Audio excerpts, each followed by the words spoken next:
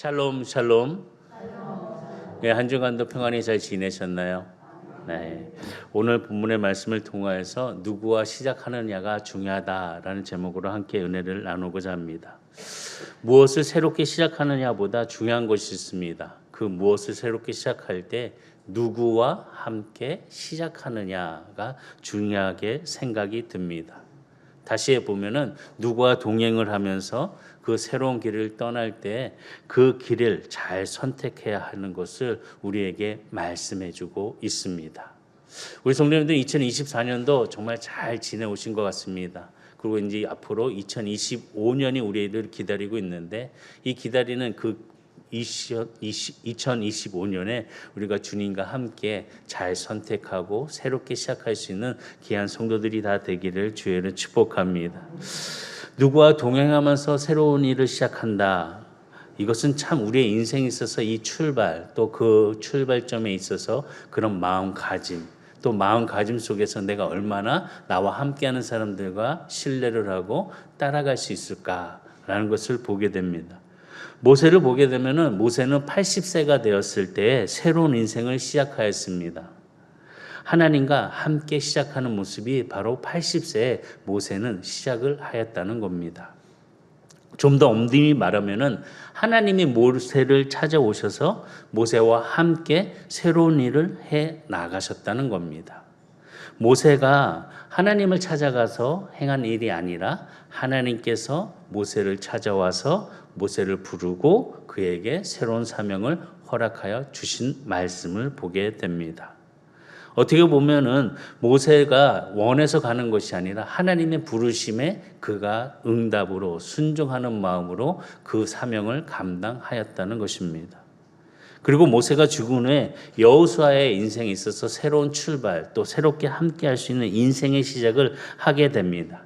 마찬가지로 여호수아도 그는 하나님의 함께 하심에 새로운 일을 시작하는 인물이었습니다.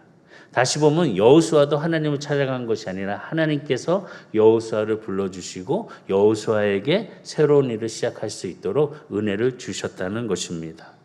정말 우리가 기억해야 되는 것은 모세가 찾아가서 하나님 앞에 사명을 받는 것도 아니었고 여호수아가 하나님을 구하면서 찾아간 것도 아니었고 하나님께서 직접 모세에게 여호수아에게 새로운 일을 함께 해 주실 것을 시작할 수 있는 그런 마음을 주셨다는 것입니다.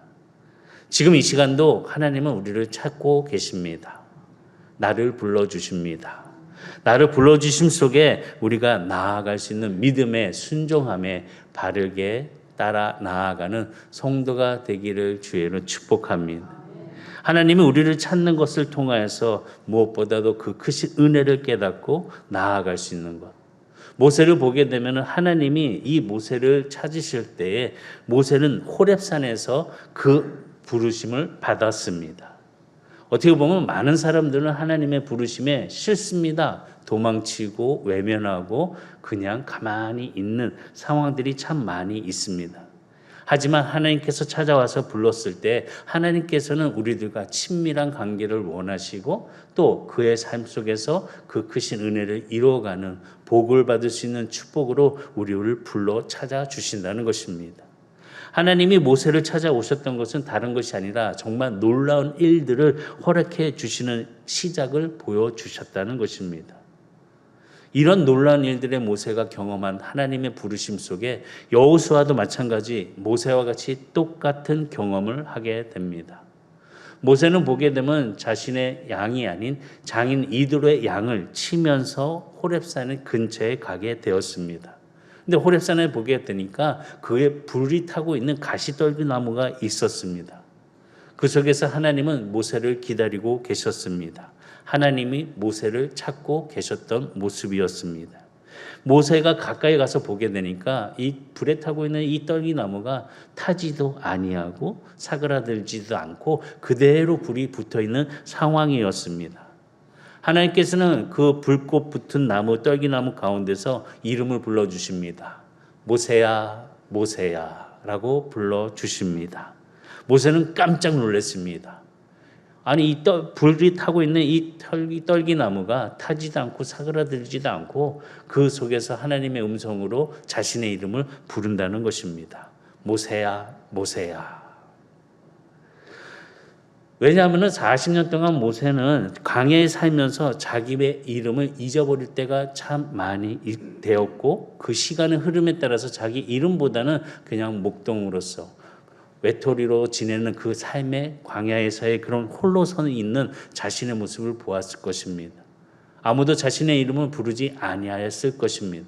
그런데 이 떨기나무, 불의 꽃 떨기나무 속에서 하나님께서는 모세의 이름을 불러주십니다. 모세야, 모세야. 모세는 자신의 이름을 듣고 하나님 앞에 나아가 그 부르심에 대답합니다. 내가 여기 있나이다. 오늘 하나님의 부르심을 들을 수 있는 거룩한 성도가 되시기를 주의로 축복합니다. 한번 상상해 보시기 바랍니다. 하나님이 나의 이름을 존경아, 존경아 부를 때 한번 자기의 이름을 2번 불러보시기 바랍니다. 시작. 이름을 까먹은 지 오래되셨나 봐요. 누구의 애미야, 누구의 아비야, 누구누구야 이렇게 부르는 우리들이 이름을 불러주시는 그 하나님의 음성을 우리도 들어야 됩니다. 하나님께서 그에게 말씀하십니다. 출애굽기 3장 5절에 보면 하나님이 이르시되 이리로 가까이 오지 말라. 내가 선 곳은 거룩한 땅이니 내 발에서 신을 벗으라. 하나님은 모세의 이름을 부르시고 네가 쓴 땅은 거룩한 곳이니 내 발에서 신을 벗으라 라고 말씀합니다. 그 위의 말씀은 우리가 성경을 보았듯이 잘 알고 있는 내용들이 있습니다. 여호수아는 모세를 만난 그 하나님을 또 만나는 것을 보게 됩니다. 오늘 본문의 말씀을 읽은 것처럼 15절의 말씀 보면은 여호수아 5장 15절에 여호와의 군대장이 여호수아에게 이르되 내 발에서 신을 벗으라. 내가 선 곳은 거룩하니라 하니 여호수아가 그대로 행하니라. 모세에게 하셨던 그 말씀 그대로 하나님은 부르심을 통하여서 여호수아에게도 지금 말씀하시는 것을 보게 됩니다. 부르신 후에 하나님께서는 전능하신 여호와 하나님께서는 동행해 주시는 역사를 보여주셨습니다. 모세와 함께 동행해 주셨고 지금 여호수아의 부름 속에서 여호수아와 함께 동행하는 모습을 우리에게 말씀해 줍니다. 다시 보면 새로운 시작할 수 있는 그런 구체적인 일들이 전개되는 것을 보여주고 있습니다. 우리 본문의 말씀 여호수아 5장 15절에 여호와의 군대장의 이야기를 통해서 우리가 분명하게 깨달을 수 있는 소중한 진리가 무엇인지 우리가 함께 그 은혜를 나누어 가면서 하나님의 부르심 속에 누구와 함께하고 시작할 수 있는 은혜를 경험하고 깨달을 수 있는 지혜로운 성도가 되기를 주의로 축복합니다. 왜 우리를 부르셨을까? 그것은 바로 우리의 후손을 위하여 새롭게 일을 시작하라는 것입니다. 요단을 건너기 전에 여호수아는 이스라엘 지파 중에서 각 지파의 한 사람씩 12명 사람을 택한 것을 보게 됩니다. 요단을 건넌 후에 각 지파에서 한 사람씩, 그러니까 12지파를 택하여서 그들을 함께 요단강 가운데 건너가는 그런 모습을 보이게 되는데, 요단 가운데 제사장들이 발을 굳게 선 자리에서 거기에서 돌을 취하게 됩니다. 12돌을 택하게 되었습니다. 그리고 그것을 가져다가 유숙할 곳에 놓고 나중에 그 12돌을 기념비로 세우게 됩니다. 왜 12돌을 가지고 기념비로 세우게 되었을까? 그 이유는 다른 것이 아닙니다. 그들의 자손들에게 하나님이 하신 일을 가르쳐주기 위함이었습니다. 여호수아 4장 6절과 7절에 보면 이것이 너희 중에 표징이 되리라.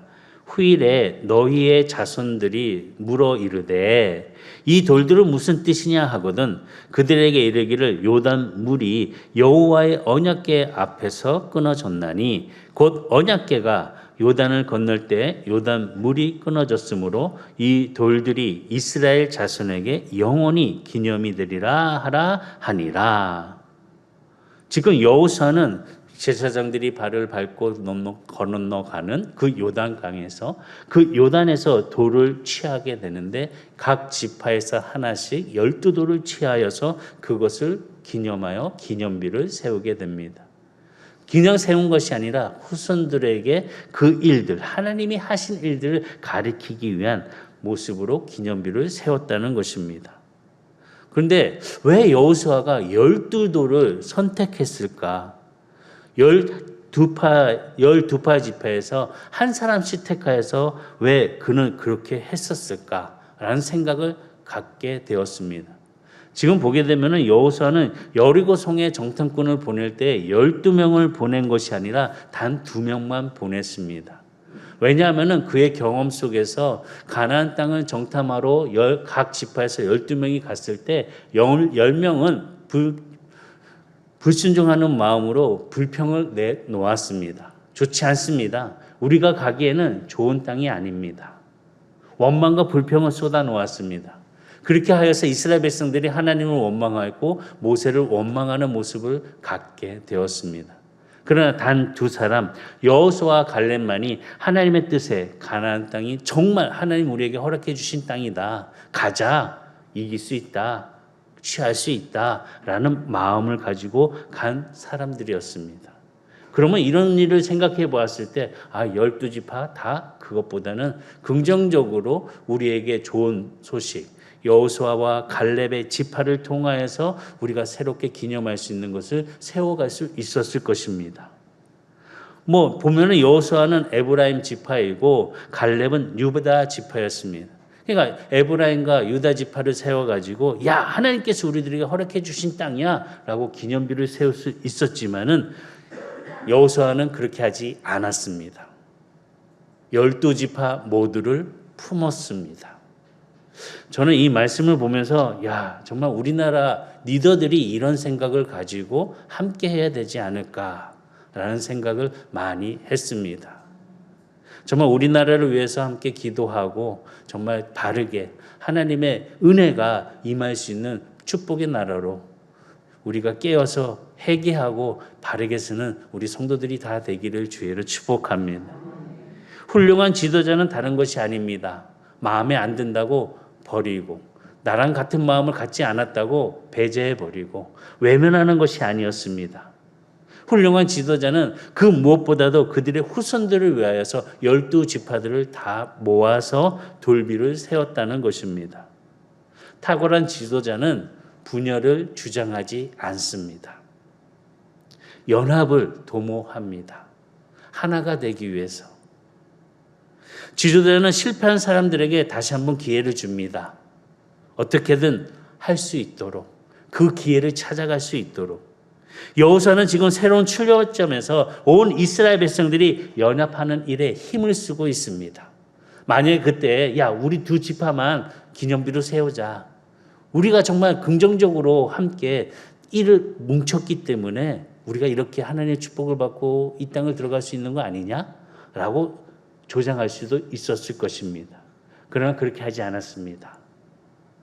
12지파를 다 품기 위해서 실패한 10지파까지 다시 품는 여호수아였다는 것입니다. 모두가 하나님의 말씀에 따라서 가나안 땅을 정복하고 동참하고 그 일을 행하신 것에 대해서 후손들에게 알리기 위한 기념비를 세우고 있다는 것입니다.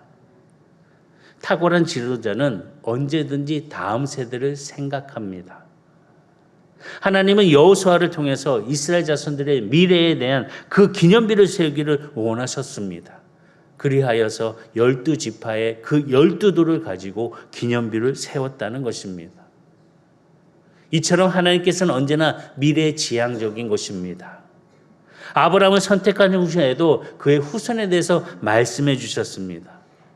모세를 선택한 후에도 출애굽 역사 속에서도 하나님께서는 그의 후계자를 준비하시면서 그의 후손들의 미래를 지향적으로 이끌어 가시는 모습을 보여주었습니다.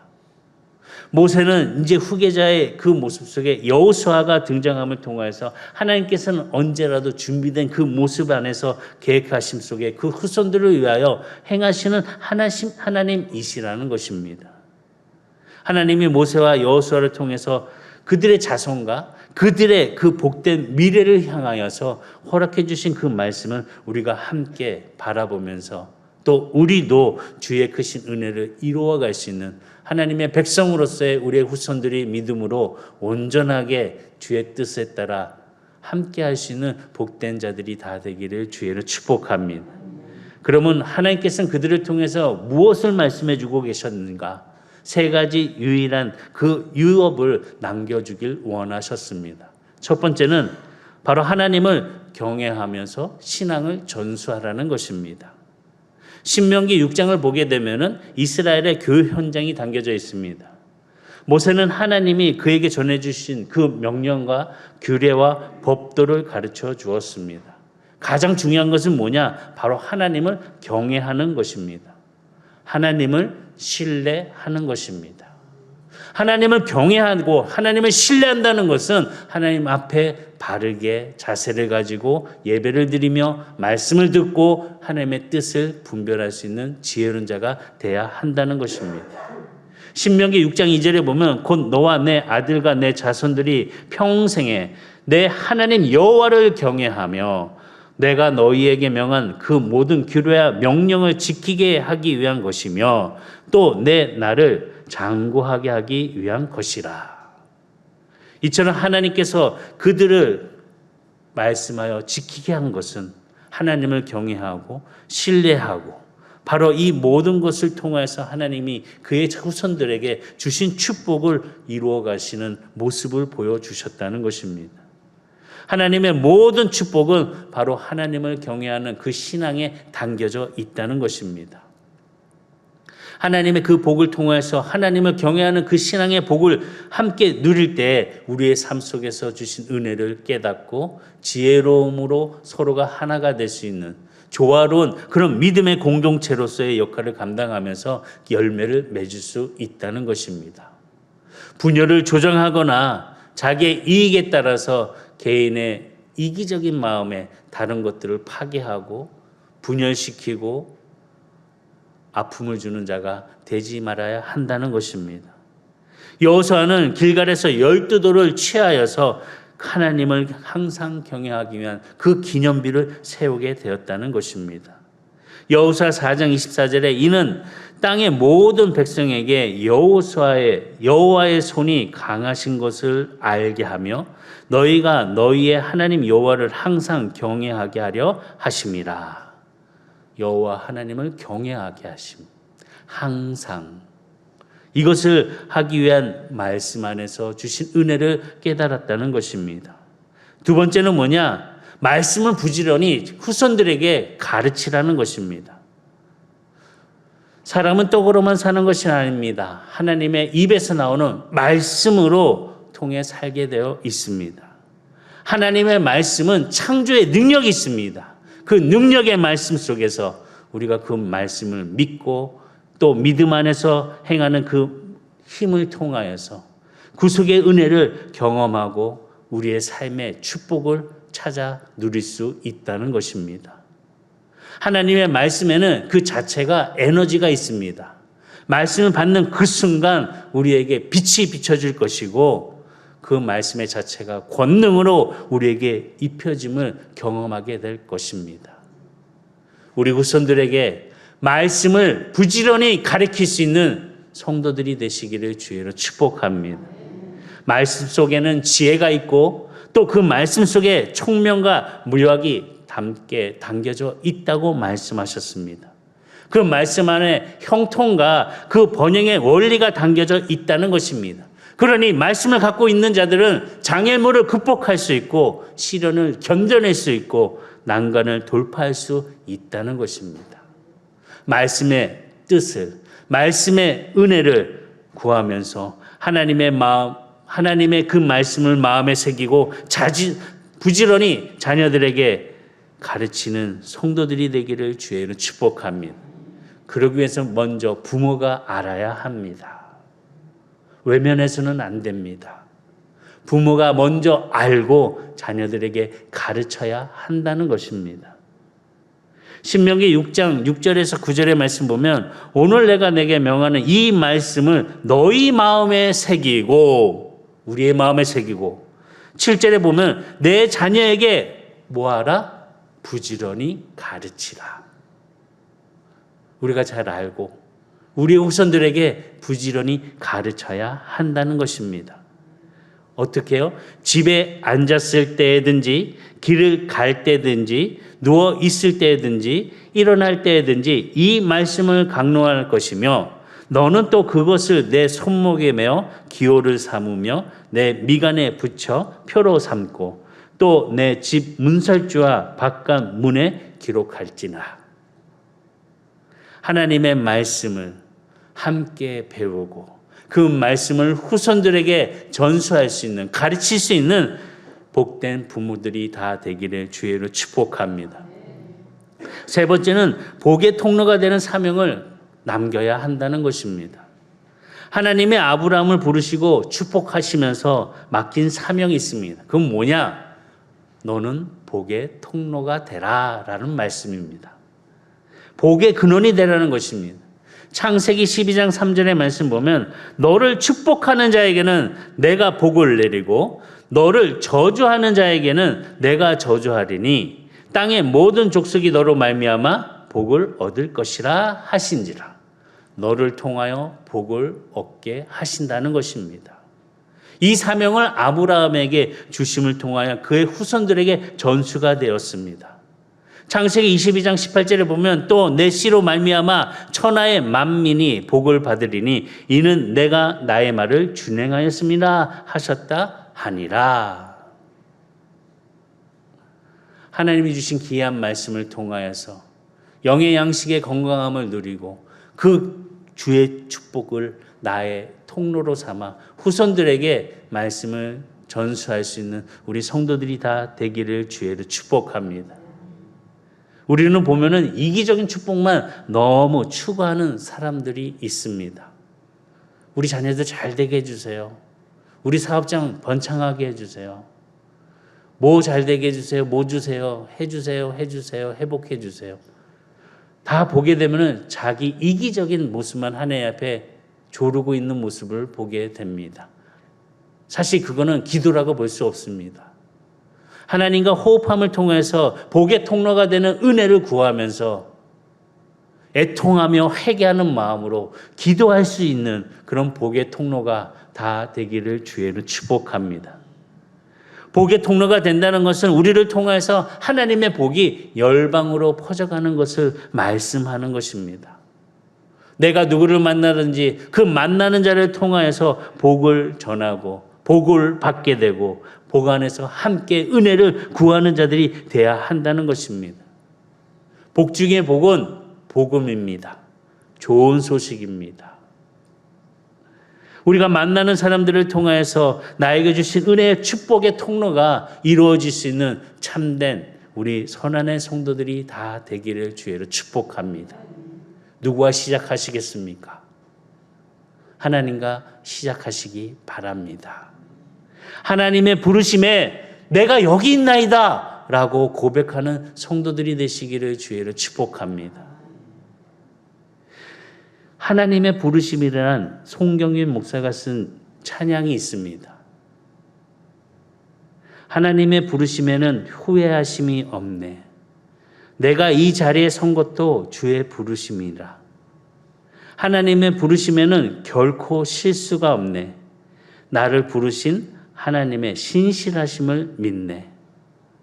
날 부르신 뜻 내 생각보다 크고 날 향한 계획 나의 지혜로 측량 못하나 가장 좋은 길로 가장 완전한 길로 오늘도 날 이끄심을 믿네. 이 찬양처럼 하나님의 부르심 속에 우리가 주의 크신 은혜를 바라보면서 주님, 내가 주님과 함께 하겠습니다. 함께 시작하겠습니다. 영적인 은혜의 발걸음을 주님과 내딛겠습니다. 건강한 삶, 복의 통로가 되게 하여 주옵소서.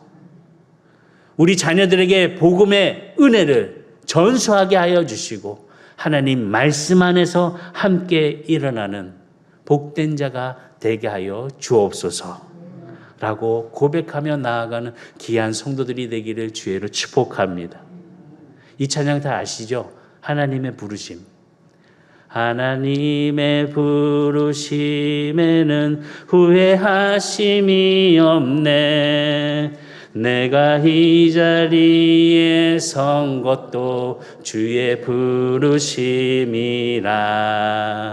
하나님의 부르심에는 결코 실수가 없네. 나를 부르신 하나님의 신실하심을 믿네. 날 부르신 뜻 내 생각보다 크고 날 향한 게 나의 지혜로 측량 못하나 가장 좋은 길로 가장 완전한 길로 오늘도 날 이끄심 믿네. 하나님과 시작하시기 바랍니다. 하나님과 함께 하시기를 주의로 축복합니다.